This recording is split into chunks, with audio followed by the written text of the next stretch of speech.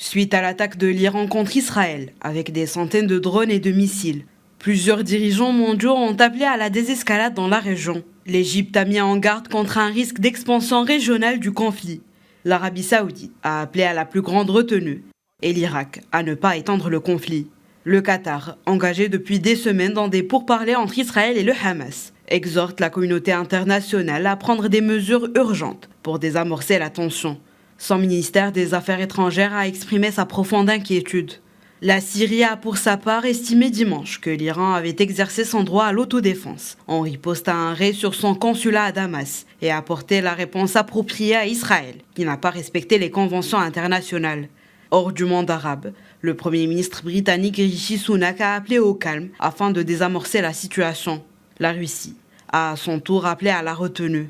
L'OTAN, quant à lui, condamne l'escalade de l'Iran et appelle à la retenue, ajoutant dans un communiqué qu'il est essentiel que le conflit au Moyen-Orient ne devienne pas incontrôlable. Condamnant également l'attaque, le secrétaire général de l'ONU, Antonio Guterres, a exhorté toutes les parties à faire preuve de la plus grande retenue afin d'éviter toute action qui pourrait conduire à des confrontations militaires majeures sur plusieurs fronts au Moyen-Orient. Réunis par vidéoconférence dimanche, les dirigeants du G7 condamnent unanimement l'attaque iranienne contre Israël et appellent les parties à la retenue.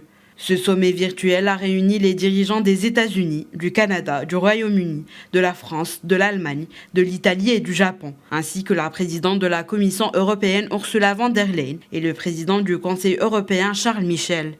Lors de ce sommet, les dirigeants des pays du G7 ont assuré Israël de leur plein soutien après l'attaque de l'Iran, se disant prêts à prendre des mesures contre Téhéran en réponse à de nouvelles initiatives de déstabilisation. Les États-Unis, quant à eux, ne veulent ni d'une escalade, ni d'une guerre étendue avec l'Iran, a insisté dimanche un porte-parole de la Maison-Blanche. Face aux condamnations occidentales, l'Iran a convoqué les ambassadeurs du Royaume-Uni, de France et d'Allemagne.